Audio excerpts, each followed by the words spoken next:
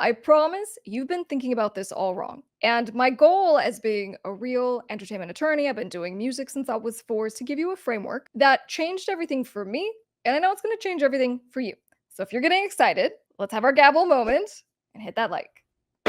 What kind of inspired this for me? It's always just I'm having real consultations with you guys. And, especially for someone who has been in the business for a long time, when I talk to someone else who's been in the business for a long time and they're talking about their upcoming release and what they're trying to build and all this stuff and understanding what's working right now for people who are trying to specifically think and operate like record labels. And I'm in the weeds. And so I see that there's this new media label framework that's happening. And I want to share it with you guys. So there's the majors, right? We have Universal, Sony, Warner, and all the subsidiaries and imprints and all the good stuff. And then there's independents.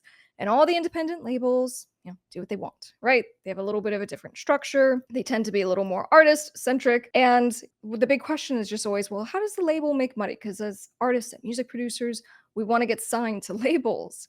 And so my big mission has always been, well, why don't you just become your own label, right? So if this is what's the label going to do for you that you can't do for yourself? So the framework here is, well, if labels are basically making money with a list of streaming, right? So music, streaming, downloads, so ownership of the masters, they do brand sponsorships.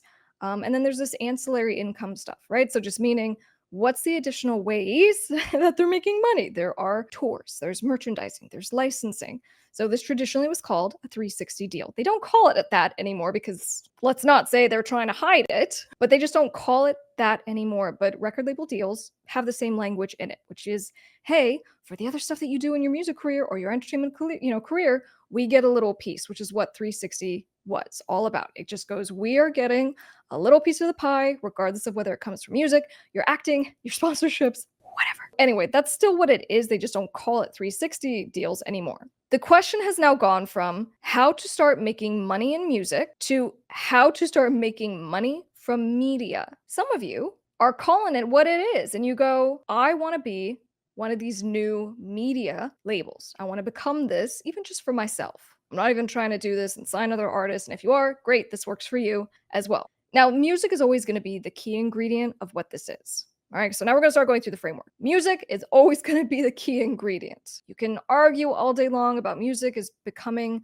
less and less valuable, and anyone can make it, and anyone could be an artist and this and that. Music is the thing. And then around that, the vessel, as we'll call it, is brand. Who is singing the song? Why do we care? And there's just, more of that human emotional thing that comes with just a brand that you dig and you want to support. Now, what we really talk about though is becoming like a content creator, because music is a piece of it, but we have songs and videos and pictures and digital assets. So where I want to start planting the seed is to go, you're thinking about this all wrong in your social media. Because I'll sit there and I'll be like, hey, tell me all about your music. And you'll tell me how much you love your music and what you do and all this stuff.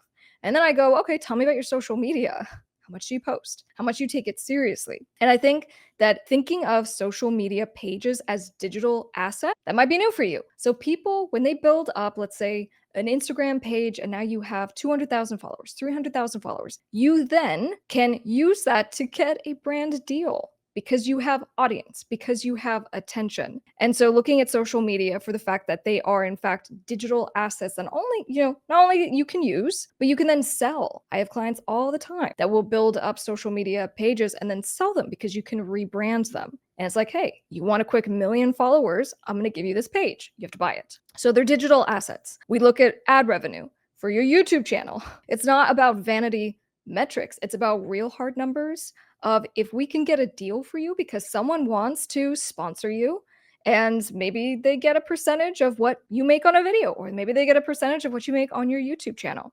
So going back to this framework of being a media label and understanding that we're not just concerned about the music anymore. You have to understand that to be effective in the music business today, you have to understand media collectively around music and how they both absolutely have to work together. And then here's the thing. Right now, regardless of where your social media channels are at, or if you're a manager, right, or if you're working on behalf of artists, whoever you're working with, regardless of how many followers you have, right, these are sales channels for customers. To give you an example, If you have a smaller following, 1,000 people, and we'll kind of kick ourselves and be like, oh, I'm not going to post because like no one cares and I get 10 likes on something. And you forget that there's actually a value to every single person who follows you because they can be a sale. Case in point, talked about the different music businesses that I've developed, my law firm. I've brought in a lot of money from my various businesses and done that without doing any kind of advertising. Everything I'm talking to you about, everything that I am planting a seed in your brain to help you make money is based on organic methods.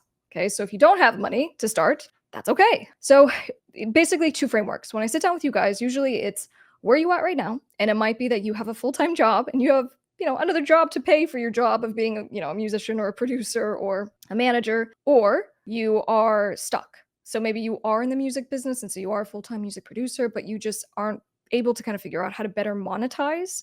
So this content is for both groups because I'm still speaking to entrepreneurs, right? You're trying to figure out something for yourself on your own terms, your own business, okay? And that's what I do. And for anyone who's like me, I want to put out stuff that will help you. Basically, I teach you guys how to think like a record label, but really I'm trying to teach you how to think like a media company because that is what is working for myself. That's what's working for my clients. All right. Become your own record label, which is literally if you're like, hey, I want to start a record label. Cool. I got you. Understand the entire music business. I want to set up my LLC. I want to do the marketing. It's a lot. So for example, sync licensing, for example, music marketing, it's significantly cheaper than anything you would ever get from a law firm as far as all the stuff that comes with it. And you want to make six figures from your music career and you want to do this for real. Like I'm going to give you what you need. All right, so let's go through and use a couple of different examples because it's, like I said, back to the follower thing. If you have a follower, the value of that follower on the low end is like $20 up to $1,000. And so understanding that there's that level of value, all of a sudden now we care about, are you on TikTok? Are you posting at all? What are your hangups? So let's work through it. We're going to figure out how to monetize your audience. We're going to monetize your skills, and we're also going to monetize your media. So here are some examples. So we have, for example, live concerts, right? So, you're a musician or you want to put on events. So you book people. And I was just talking to someone the other day and, the band is a rock band. And so they book the other acts. They bring a lineup to a venue and they're like, hey, here's the whole night scheduled for you. And that's one way to kind of, build something up. But live concerts are great because you have the opportunity to upsell, meaning hopefully you make some money. Even if you break even, but you make some money from the actual live performance. But now you have butts and seats. You have people in front of you and you get sales from your merchandise. So we upsell that way. But besides, a live event, you have the virtual events. And that's kind of, for me, that's something I'm really excited about, even with, the music that I'm working on and stuff I'm going to be releasing because it gives more opportunity to reach more people, to not just be in like one state, one venue, but now you're like worldwide. But think about the number. If you have $15 for a ticket and then you have 50 people, right? 50 people is a lot. 25 people, 50 people. And we can, let's say, bring in $750 from one live performance, 60 minutes, 90 minutes, and then you push merch before, during, and afterwards. The idea that you would be able to pull in $2,000 from something like this, including if it was a virtual event that you did from your house, some studio that you rented locally. That's what I'm talking about as far as not just being reliant on, hey, streams. I'm waiting for the streams and I'm trying to get more money and all this. No, let's get super practical. And I'm going to give you a few of these things that you can just kind of put in the back of your minds as far as what might work for you. And the live streaming, right? Twitch, we can do social media, that's obviously free, but there's paid platforms, Restream, StreamYard, and you can do digital options like tip jars. Okay. So when we are looking at digital, there's no overhead, or if there is, it's very minimal. But then here are some other ideas as we are thinking about what you have already created, because I think that there's always this like forward movement thing. Crystal, I have a new EP that I made and, I'm thinking about dropping it in a month and like, what should I do? And so we have like a conversation about marketing, which is great. I do videos on the channel about stuff that's worked for me and what works for our clients and whatever. But that is a little bit separate from what I'm talking about on making actual money. You have put in your time and effort and money into your new music, right? Into this digital content, which includes videos. Because then the next thing I'm saying to you is, great. For the next 6 weeks leading up to what should be your first single, don't just drop the whole thing, drop one song. But leading up to that, I need you to post as much as humanly possible. right? You should have no less than like 16 to 20 pieces of different type of content that you are testing to figure out what works because you put in all this time and the worst thing you could possibly do is be like, I'm going to hold on to it and I'm not going to tease it. I'm not going to promote it. I'm not going to do anything. And then I'm just going to tell people in one post on one social media platform when it's come out. I'm like, hey guys, go listen on Spotify. Like, come on. And so I'm just trying to just be super direct because I just need you guys. I don't want to beat around the bush and just to be like, oh, here's some 5 things you should think about. No, I just want to like really get to it because the more that we talk about this and have real practical things that you guys can do, the more you can make money and the faster you're going to succeed. Back to, let's say, merchandising. If you are merchandising in any kind of way, here is some of the best information you should keep in mind. One is do testing first. If you do special runs of t-shirts, you can make some real money. There's been independent artists who a huge portion of their revenue just comes in from the merch runs that they do because it's limited. They have fans who are super dedicated, right? So moving a $25 shirt times 25, you're making some really good money. But that means there's an upfront investment. So test. You can use platforms like Printful and Threadless. Okay, and there's a whole lot of others, but basically where you just set up an online store and they do everything for you. They let you select the products, they let you make the designs, and then they do order fulfillment, right? They handle everything, but they take the majority of the money. So what you can do is kind of figure out what works for your audience. Again, testing the music, testing the merchandise before you actually make these big investments of like, for example, should we do a music video for the song? I don't care if you love it. Of course you love your music. But if you are now like a record label, like a media company, we're figuring out what works first. We're testing a little bit. But then, on the direct to fan, so let's find some stuff that works and then let's get creative for the stuff that Orko and I do. We have like handwritten lyrics. If you have any homemade goodies, right? If you paint, if you do tie-dye shirts, like anything homemade is always going to do really, really well with your fans. Costumes. If you're the kind of person that like really dresses up and gets wild for your shows and stuff like that, sometimes fans will buy stuff from your music videos that you use, props, vinyls, signs, and digital downloads. So I think anything that you can sell that someone might want, like a signed poster, this is where we're talking about the direct to fan kind of market and framing.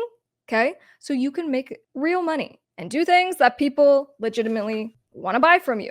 So, as a media company, something else that people don't consider is that they can sell services. So, as a media company, and what record labels do is that they will sign you. And if you're a music producer, they'll say, okay, great. We're giving you this great deal and you're going to produce these albums and this and that. And oh, by the way, we're going to take a little piece of the earnings that you make as a music producer. So, they're already doing it. So we have to do this for ourselves, which is selling services of music production, songwriting. This could be original songs. This could be cover songs. Like when I'm working with these super talented producers, I go, why, when I go to your website, can I not find that you will do this? That you are, what genres of music do you work in? What are examples? What are your rates? Just have it all there. And I go, because equally, if I can hire you and pay you $2,000 to make a song for me, how long does that take you? And most of you are incredibly talented and you can bust these things out really fast and people just don't even know that they can hire you. So make it known. Same with being, a studio musician, a singer, right? There's things that you can do. And so some singers, some studio musicians might be like, oh, I don't really know how to charge. And I'll say, okay, start with a number. Just be like, you want to hire me for 3 hours, $500. And just see what people say. Now, I'm telling you, people will pay those rates and much higher. Singers who will charge $2,000 as their day rate for, up to a certain number of hours and all this stuff. And when I've spoken with singers, I go, just pick a rate, say a number, figure out if it works, because worst case, they come back and they're like, no, that doesn't work for us, but this works for us. And just see if it works for you. But then get yourself set up, right? Always remove the path of resistance to what you want, which a part of this is going to be money. And if you want someone to hire you and you're a singer, you should have some little DIY setup with a microphone so you can record yourself at home. You should learn how to be able to treat your vocals and do a little tuning and whatever, so you can send final polished, vocals if needed. So what about hiring you for events? Can I hire you for my birthday party? Can I hire you for my wedding? So these things, especially like corporate gigs, these are the types of things that you can make larger chunks of money. And then if you still want to do the other stuff, whatever that might be in the creative realm, amazing. But as we are now helping you to think more as this label, but a media label, it's not just now about the music. It's about the creation of the music. It's about what we can provide as value and how we make money in all these ancillary kind of ways. And then look, I'm gonna give you just a couple more, and these are good, right? So if you guys have ever used Cameo, where basically you can hire someone and have them sing you a song or say happy birthday or whatever, do that on your own website. Can I pay you $100 to take 15 seconds to sing someone who, I'm with, who is like a fan of yours, happy birthday? So think through what makes sense for you. Can I hire you to collaborate with me? I want to feature you. And especially back to the whole, if you're building up the social media piece, which is so important for anything you're trying to do, but because you have some brand recognition, so now I want to feature you on my song because it helps me. What about like your website? So we go back to the direct to fan framework. And if you are able to sell your CD or vinyl, your digital downloads directly from your website, amazing. If we can get traffic going to your website, you can sell advertising space. So someone's paying you, or a couple of someone's are paying you $1,000 to have the little local coffee shop advertised on your website. So again, media companies, this is how we are helping to make money, but really everyone watching this should be doing one or all of these things. And of course, and this might even be the most easy thing that you could possibly do, consulting, right? Can I, for all the amazing things that you know how to do as an artist, as a music producer, as a musician, can I pay you 30 minutes of your time for $100, $150, whatever amount makes sense for you? The answer is yes.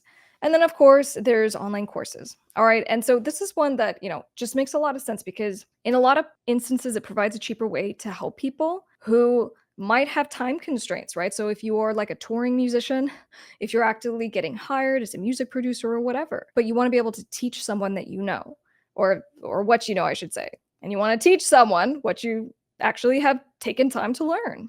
You can put together a course and then it's one and done, and you don't have to keep redoing it over and over.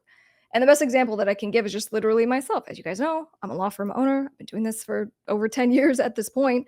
And for me to do what I do when we build record labels and we build media companies in all the ways that I'm talking about, and we're setting up the entity and we're doing all the contracts and we're building up the team and we're getting the social media plan and the business plan and, all of the agreements into place. I mean, that whole process is like, it can be up to several months. It's usually about $20,000. And for me, that's why eventually I also came up with a course. It's just like, instead of this, you have everything here and it's more efficient. It's your contracts and all that. And it's like $1,300. So for you, it's the same kind of thing.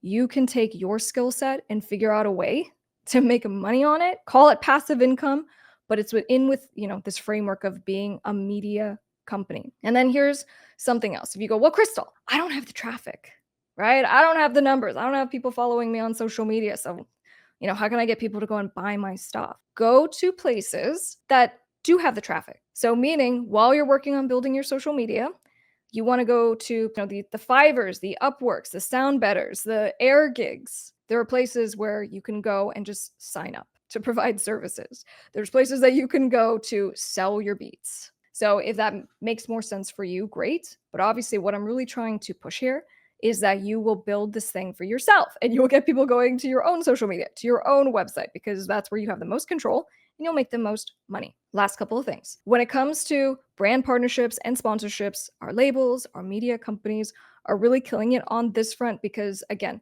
as soon as you have an audience that is engaged of any size, make sure that's clear for you, of any size, then someone's like, hey, will you post about my product? And if you're okay doing that and it's compatible with your brand, well, all of a sudden someone just paid you $500 to post about their product, $3,000 to post about their product.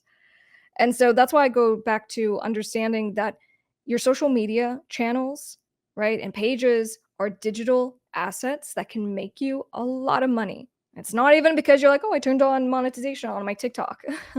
I'm talking about like brand partnerships and sponsorships. At some point, guess what you get to do with all that great media that you took time to create and monetize? You can sell it. And that's a big part of what I do for these types of clients is that we take the media, the music, the videos, the cover art, the pictures, and we sell it.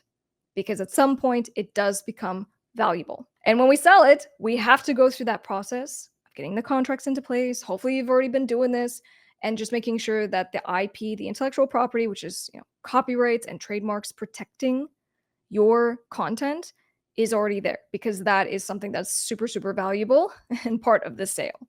Okay. So keep that in mind now as you are building because we go, look, on the short term plan, it's let's make money and let's make this make sense in a framework that actually works and is being used right now, not just by record labels, but by calling ourselves media companies because a whole lot of you will go the direction of we're signing artists, but we also want to sign athletes. And we also want to sign models.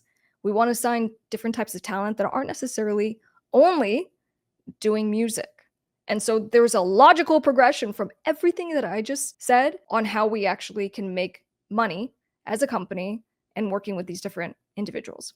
So last thing, when it comes to your website, please make sure you try, get one, even if it's simple, but you have to do audience harvesting. I talk about this so much, which is don't just rely on social media platforms. Be there, exploit them, do the thing.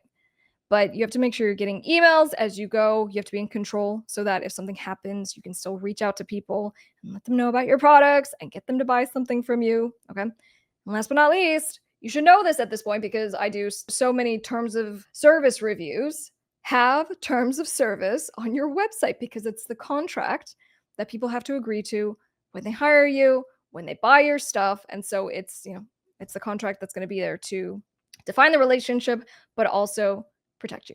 All right. If you guys found this video helpful, give the video a like. Let's have the gavel moment. Let's go. Let's go.